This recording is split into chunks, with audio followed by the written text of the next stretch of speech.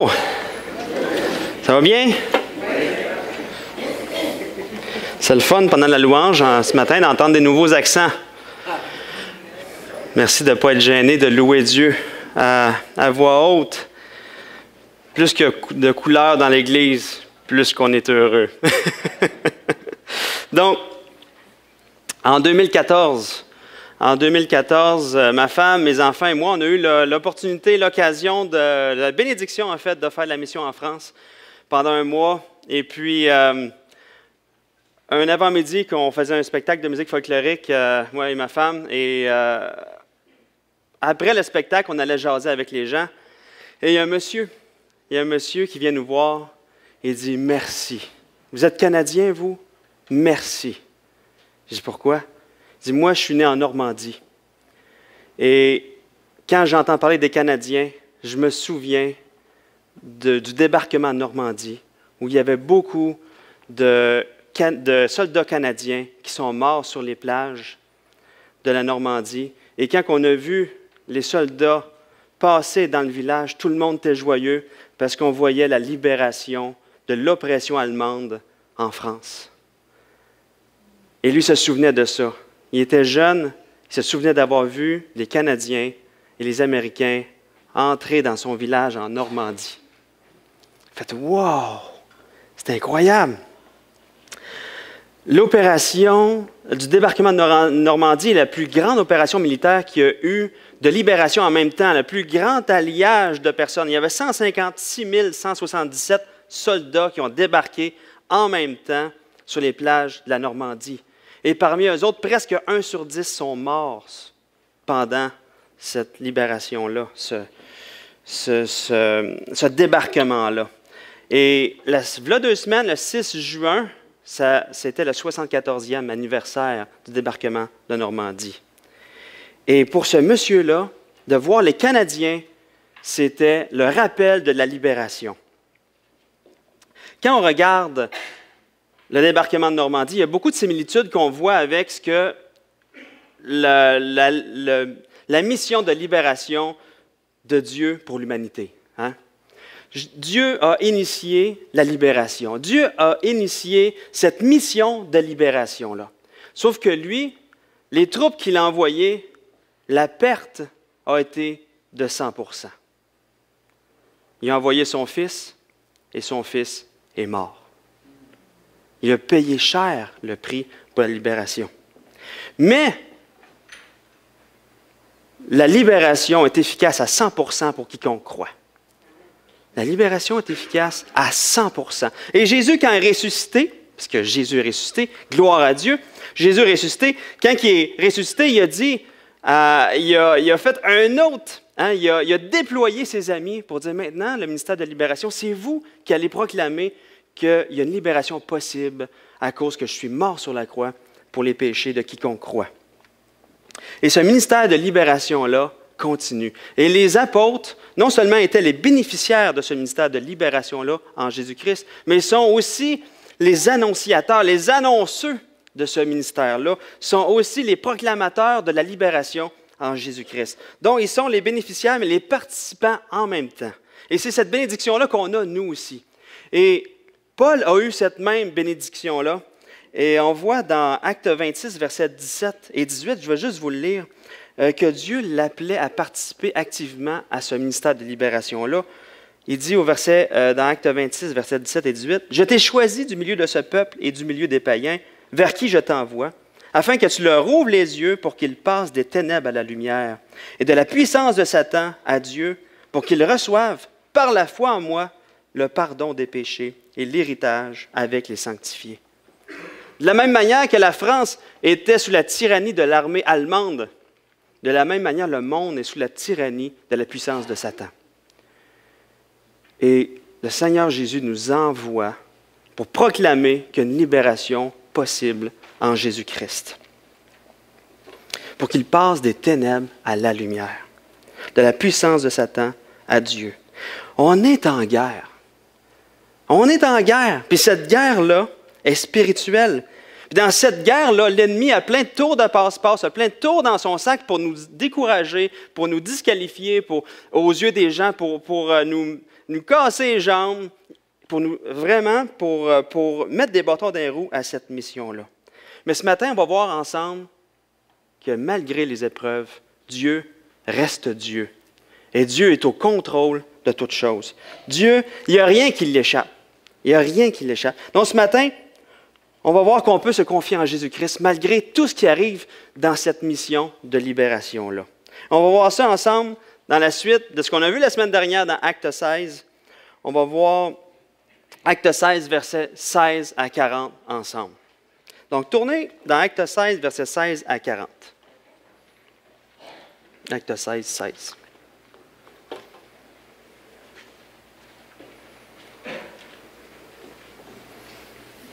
Juste avant de lire le texte, on va juste faire une petite récapitulation. On va récapituler ce qu'on a vu la semaine dernière. La semaine dernière, comme vous aviez vu sur le PowerPoint, c'est lui que vous avez vu la semaine passée. Vous vous souvenez? On avait vu que Paul et Silas étaient partis ici. Ça fait partie du deuxième voyage missionnaire de Paul. Donc, Paul et Silas étaient partis pour visiter les églises qu'il avait implantées dans le premier voyage missionnaire.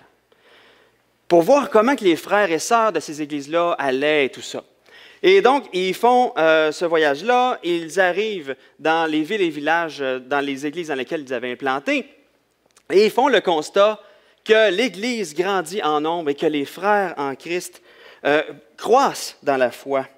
Ils s'affermissent dans la foi. Donc, Paul et Silas et Timothée, qui s'est joint à l'équipe tout d'un coup dans une des villes où il y avait une église, il s'est joint à l'équipe, ont décidé de continuer à propager l'Évangile un peu plus loin. Donc, ils sont là. Ils ne savent pas exactement où ils s'en vont, mais ils savent qu'ils doivent être en mouvement. Hein, ils avancent. Et là, ils se promènent un peu à tâtons. Et là, ils savent où le Saint-Esprit ne veut pas qu'ils aillent, mais ils ne savent pas encore où ils doivent aller. Et on avait vu que, ils arrivent proches aux frontières de l'Asie, puis ils disent, « Oh non, le Saint-Esprit nous a empêchés d'aller là. » Ils disent, on va aller en Béthynie. « Oh, le Saint-Esprit nous a arrêtés encore. » Hein, on avait vu que à ce point-là, c'est une marche comme d'ici à Saint-Jean-Port-Joli. C'est quand même loin, hein?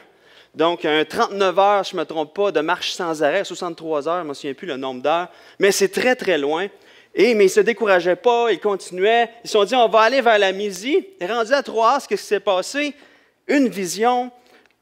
Dans un rêve, Paul voit un Macédonien qui dit, « Hey, libère-nous, secours-nous. » Et ils en ont convenu que hey, Dieu nous appelle à aller en Macédoine. Et qu'est-ce qu'ils font? Ils s'embarquent. Et là, le premier débarquement en Europe, Paul, avec son équipe, débarque en Europe pour libérer l'Europe de l'oppression de l'ennemi. Hein, c'est le débarquement de Normandie, vous suivez? OK. Et là, ils arrivent à Philippe, grande ville.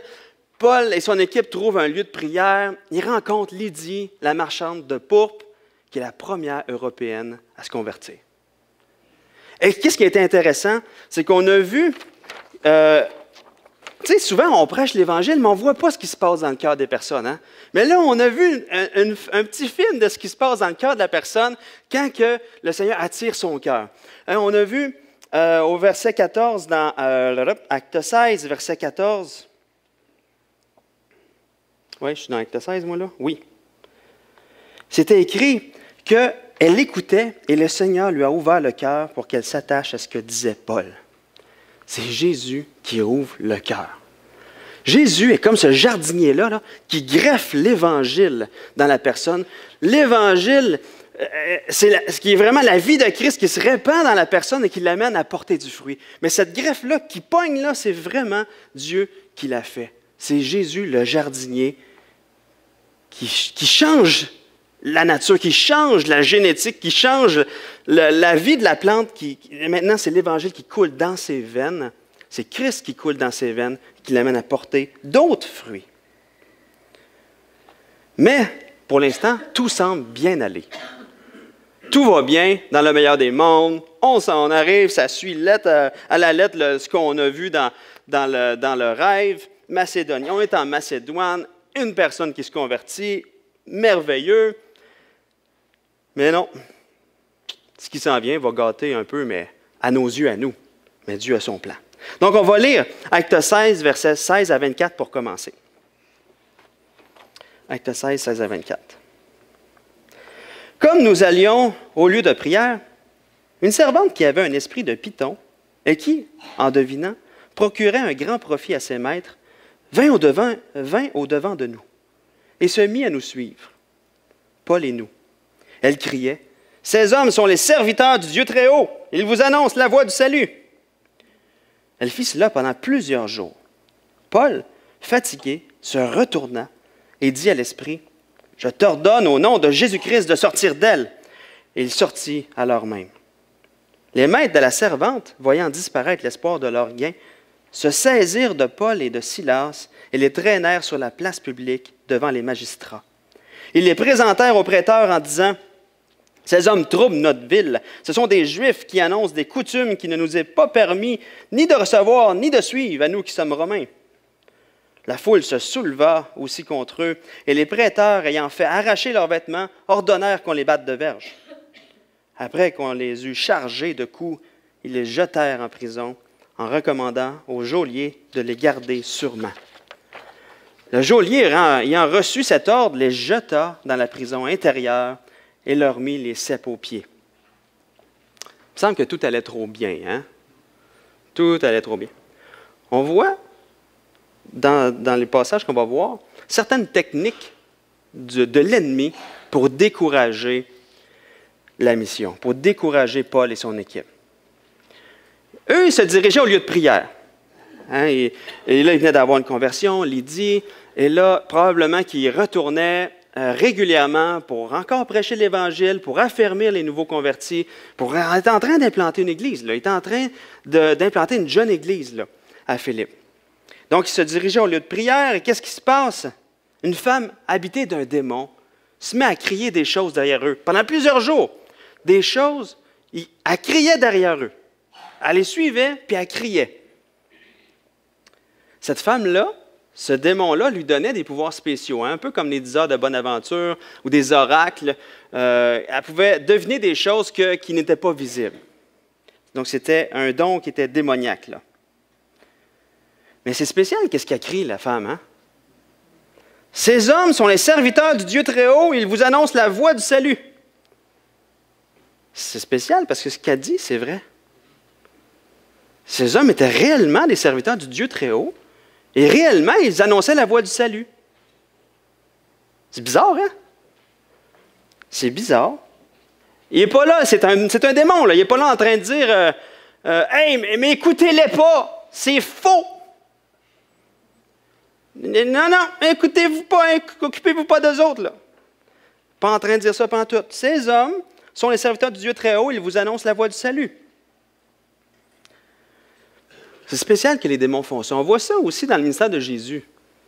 Dans le ministère de Jésus, juste un exemple, dans Luc 4, verset 41, puis ailleurs dans les évangiles, on voit des démons aussi sortir de beaucoup de personnes. Jésus chassait des démons en criant et en disant « Tu es le Fils de Dieu ». Les démons criaient ça.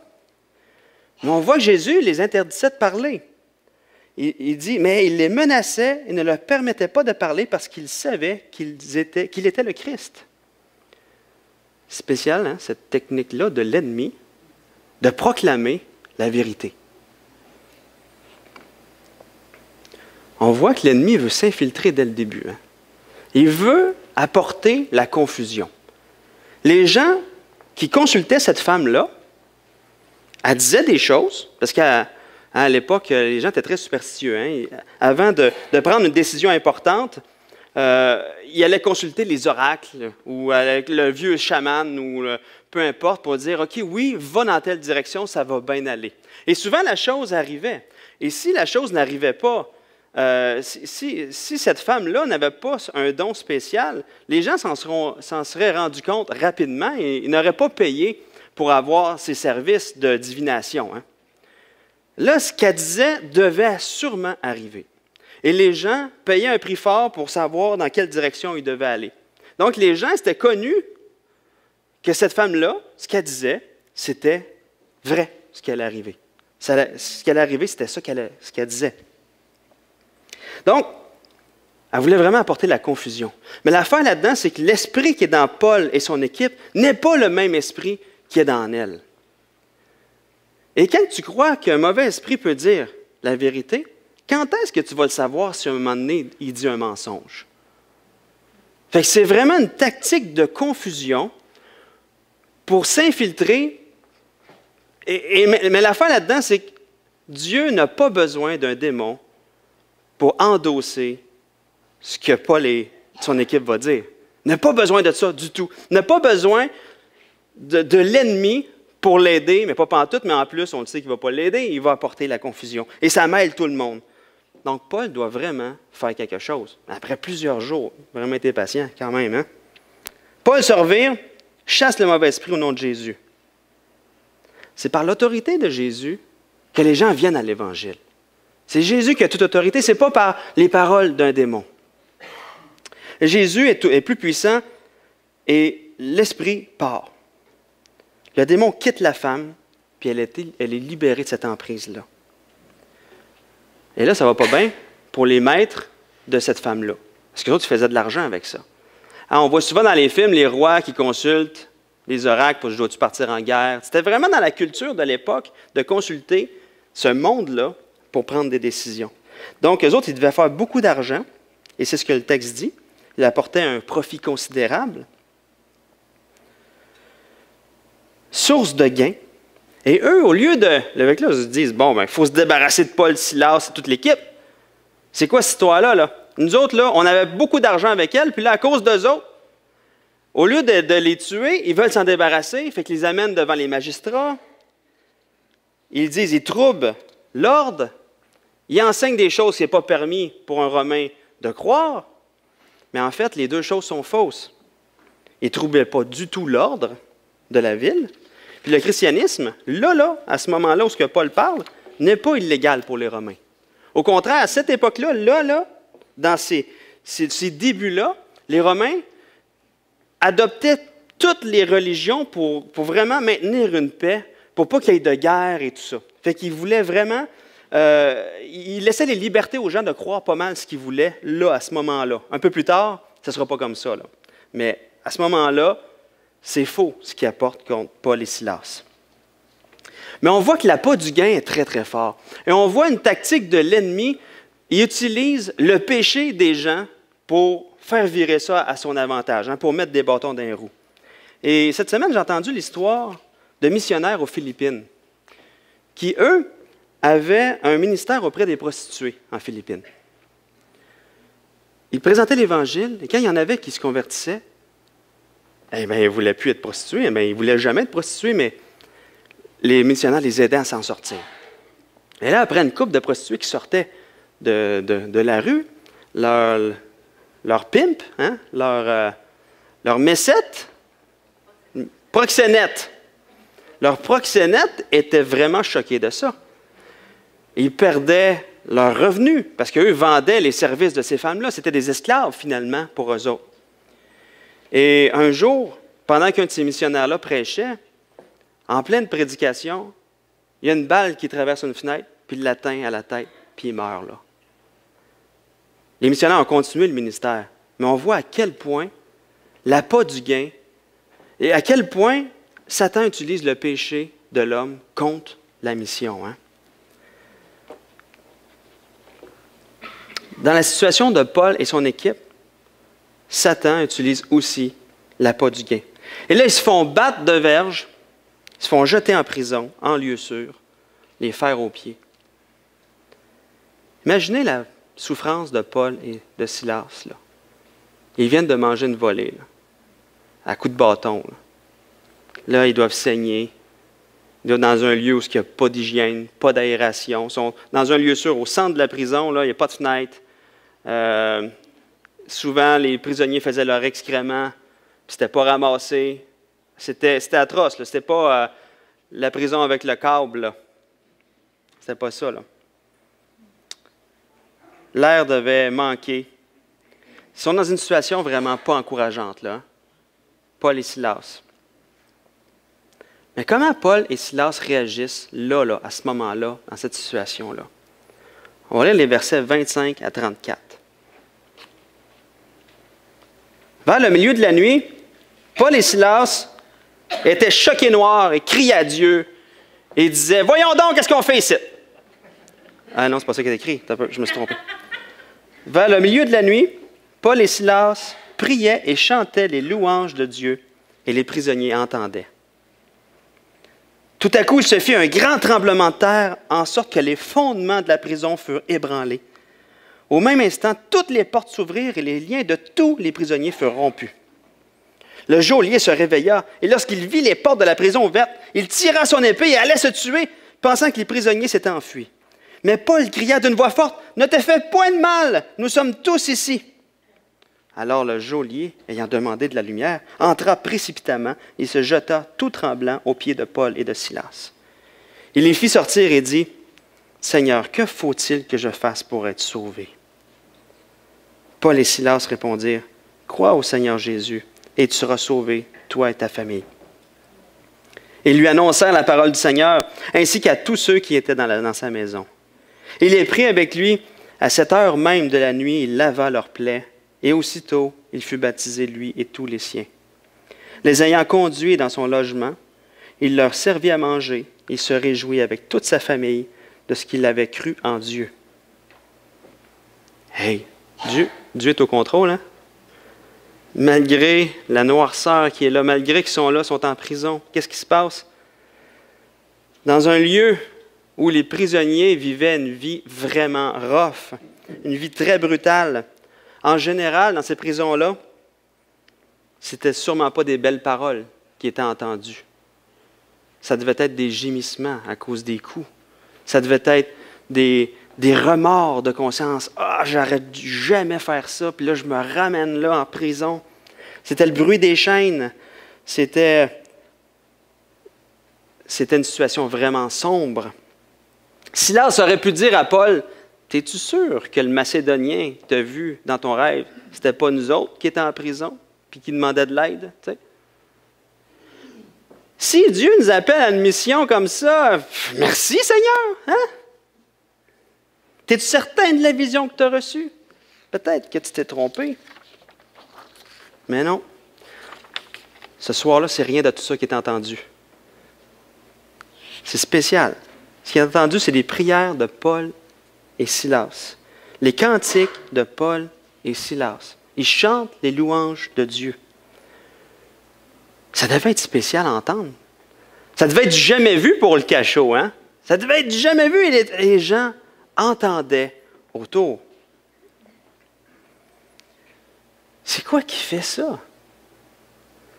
La joie de Dieu. La joie d'appartenir à Dieu.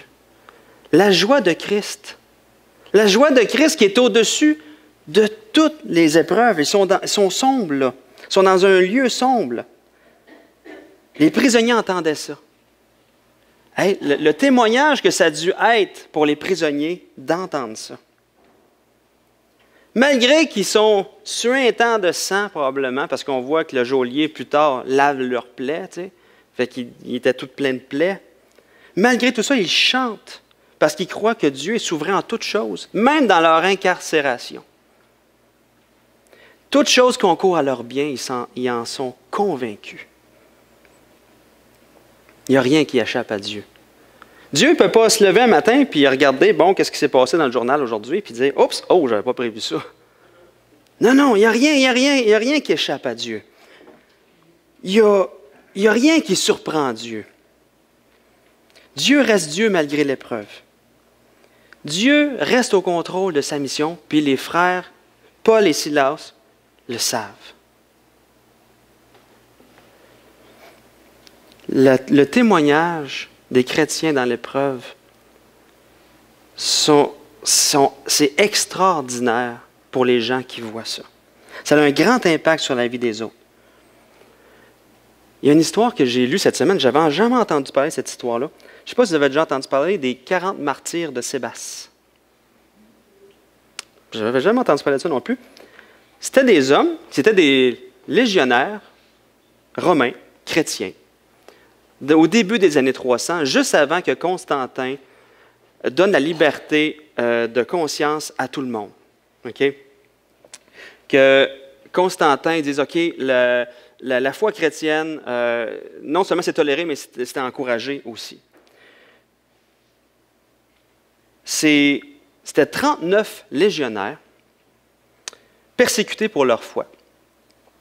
Ils étaient dans le nord de la Turquie, en plein hiver, et ceux qui les persécutaient dans l'armée, les plus grands de l'armée, les persécutaient, voulaient leur faire renier leur foi.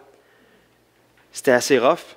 Ils les ont déshabillés, tout nus. Ils les ont mis en plein hiver dans un lac que l'eau était au point de congélation. Et là, on dit, vous allez rester là jusqu'à temps que vous allez renier votre foi, sinon vous allez mourir de froid. Et pour les tenter encore plus, ils ont allumé un feu sur la berge. Ils disent, quiconque va renier sa foi va avoir le droit de venir se réchauffer près du feu. Et là, il y avait plusieurs gardes qui les gardaient. Et les 39 hommes chrétiens se sont mis à prier ensemble et à chanter les louanges de Dieu. Un des gardes qui était là a vu la foi de ces hommes-là. Puis il s'est dit, si ces hommes-là sont capables de soutenir comme ça, à cause de leur foi, ça doit sûrement être vrai. Ça ne peut être que vrai, ce qu'ils disent par rapport à Jésus. Il s'est tourné vers Jésus pour le pardon de ses péchés. Il s'est déshabillé. Il a rejoint les gars dans l'eau.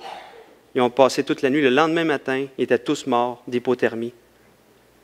Mais il y a un qui s'est converti ce soir-là à cause de leur témoignage. Un qui s'est converti.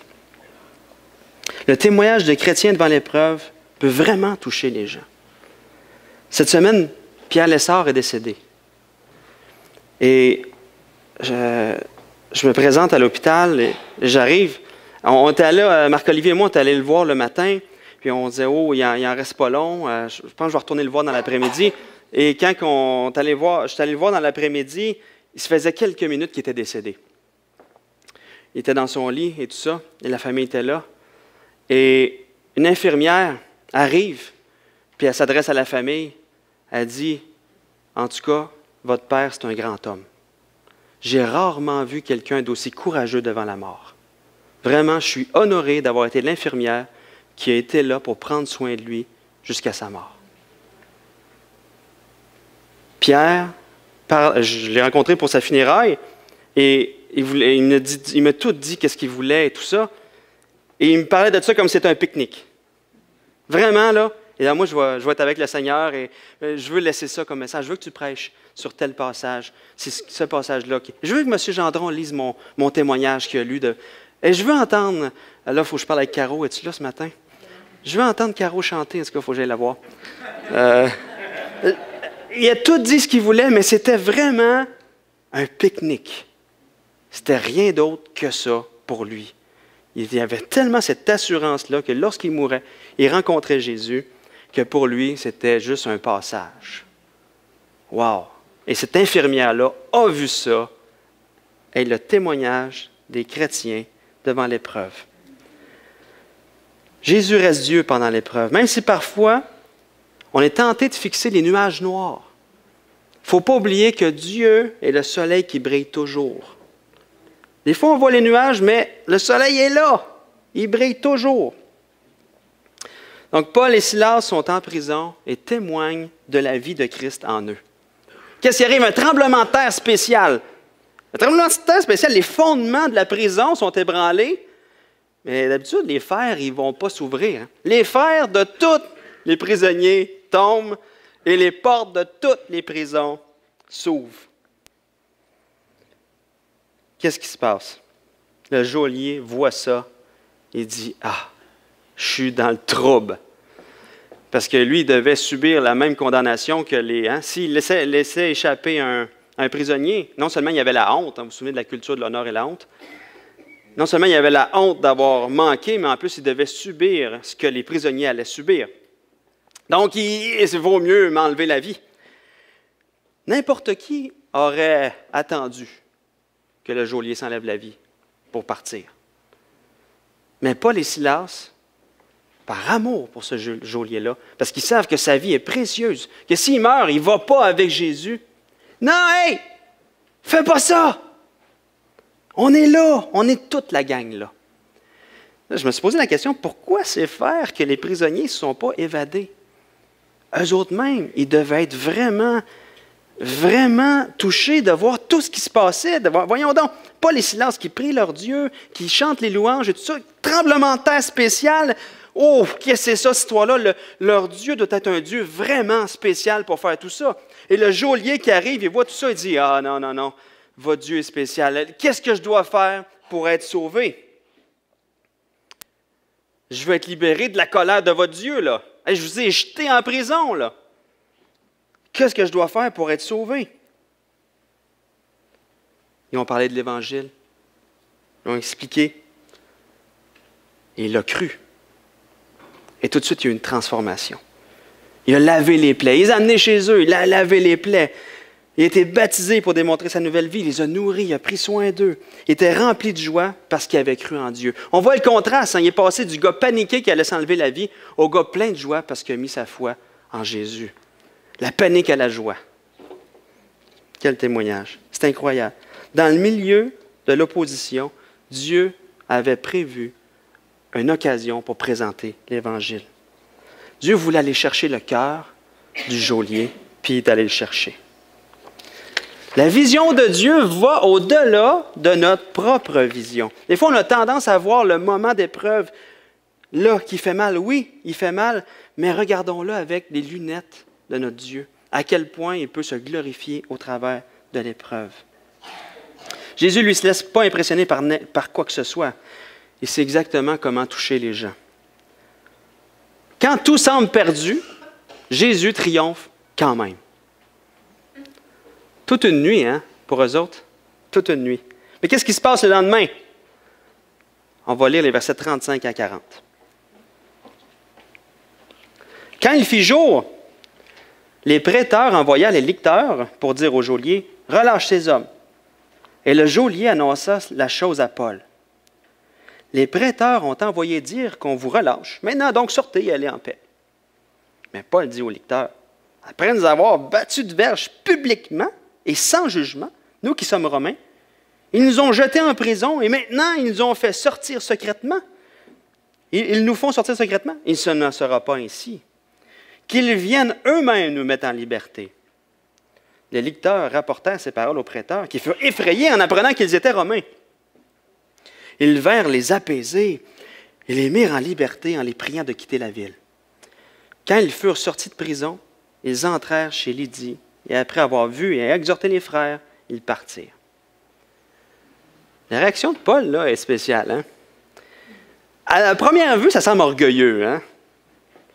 Hey, nous autres, on est Romains. Hey, on a été maltraités.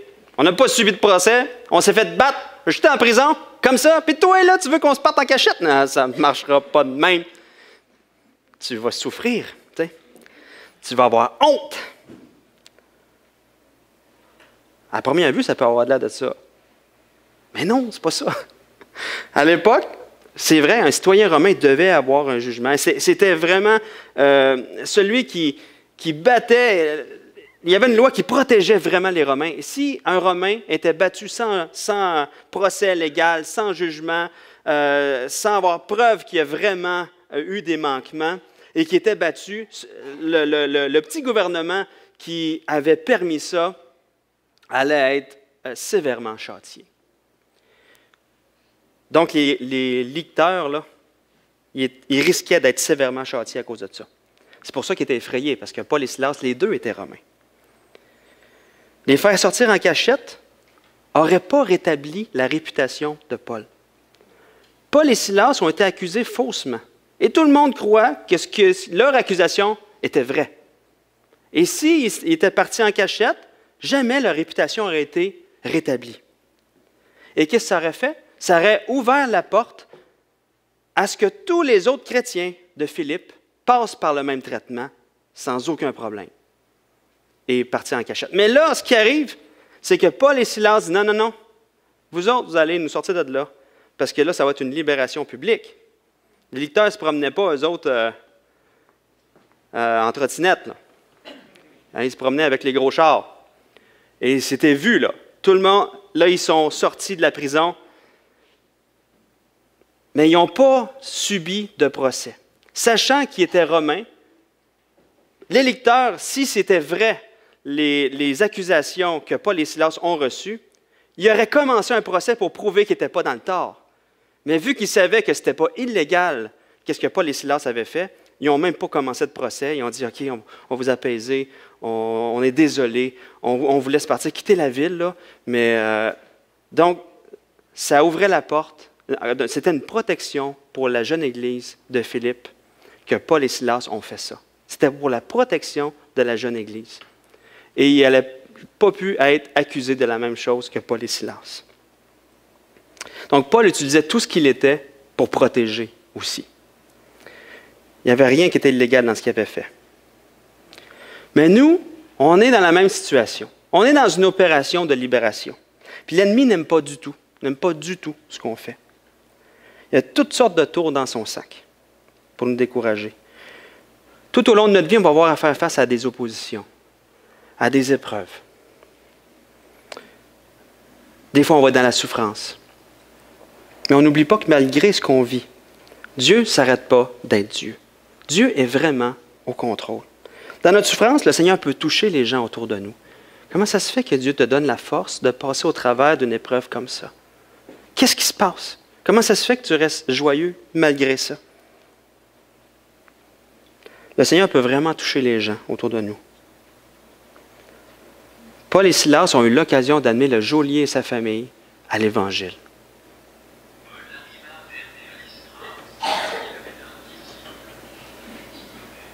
Désolé, je suis TDAH. Fait que, dès qu'il y a une bulle qui part ou quelque chose, là, toute mon attention, ça va là. OK. Dans une situation vraiment noire, Jésus peut faire vraiment resplendir, peut nous faire briller comme le soleil, parce que Jésus, lui, brille comme le soleil. Comme le vieux monsieur en France, le fait de voir des Canadiens lui a rappelé la libération. Il est venu nous dire merci à ma femme et moi. Nous, on était même pas. Juste le fait qu'on est descendants de Canadiens. Et même, je lui ai dit, moi, mon grand-père était supposé d'être là, mais il s'est caché dans le bois.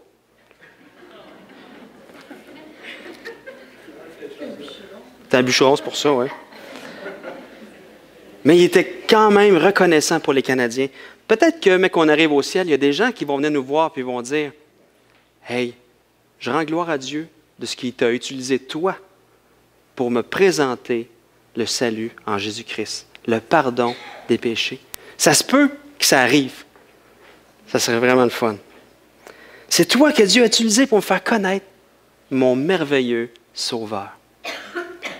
Et toi, tu vivais ta vie sur terre par Jésus. Tu me présentais l'Évangile. Et maintenant, je suis au ciel avec toi. Tu me présentais Jésus. C'est pas incroyable. Ne laissons pas les nuages cacher la perfection de Jésus. Vraiment, là, que le Seigneur puisse nous remplir de cette joie, de cette paix-là, comme Paul et Silas, malgré l'épreuve, malgré qu'ils sont dans la noirceur. Dieu les a utilisés de manière incroyable. Que le Seigneur puisse nous utiliser d'une manière incroyable. Prions. Seigneur Jésus, Seigneur, merci pour ton salut. Merci de ce qu'on est à la fois bénéficiaire et participant de cette œuvre de libération-là. Seigneur, c'est une bénédiction incroyable qu'on a d'être tes enfants et de présenter qu'il y a une solution pour l'humanité. Et c'est toi, Jésus. C'est toi la solution. Seigneur, ne permets pas que rien puisse nous décourager. On puisse être vraiment encouragé par toi, qu'on puisse puiser nos forces complètement en toi, Seigneur, pour l'accomplissement de cette grande mission que toi-même tu vas accomplir au travers de nous, Seigneur. Aide-nous à ne pas oublier que c'est toi qui nous remplis de joie, toi seul, Seigneur, et que tu n'arrêtes pas d'être Dieu. Tu es toujours Dieu en toutes circonstances. Seigneur, merci. Merci pour ces modèles-là qu'on voit au travers de Paul et Silas. Et sachant que tu l'as fait dans leur vie, on sait que tu es capable de le faire dans notre vie aussi, Seigneur. On veut se confier en toi. On veut vraiment se confier en toi pour notre joie, la joie de ce salut-là, Seigneur, que tu nous donnes. Qu'on puisse vraiment porter les regards sur toi. Seigneur, tu es vraiment précieux pour nous. Amen.